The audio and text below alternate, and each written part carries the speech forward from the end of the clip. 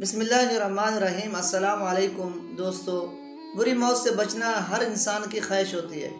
आप सल्लल्लाहु अलैहि वसल्लम ने भी अपने सहाबा को एक तरीका बतलाया बुरी मौत से बचने का। आज हम उसी तरीके के बारे में बात करते हैं। हज़रत हारिसा बिन नौमान रज़ी अल्लाह ताला अन्हो आखिरी उम्र में नाबीना हो गए थे।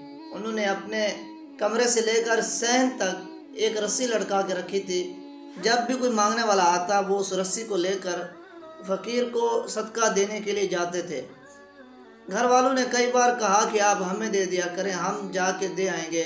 तो उन्होंने एक मौके पे कहा कि मैंने नबी अकरम सल्लल्लाहु अलैहि वसल्लम को फरमाते हुए सुना, गरीब को अपने हाथ से सदका देना इंसान को बुरी मौत से बचाता है। हमें भी चाहिए कि अगर हम बुरी और हादसाती मौत से बचना चाहते हैं तो गरीब और मिस्कीन को अपने हाथ से सदका दें।